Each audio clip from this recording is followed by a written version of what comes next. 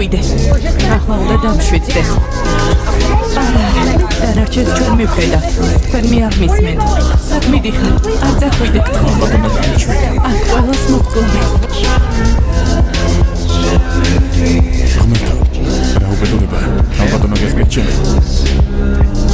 გადმოვიდეთ შეგამეყარე.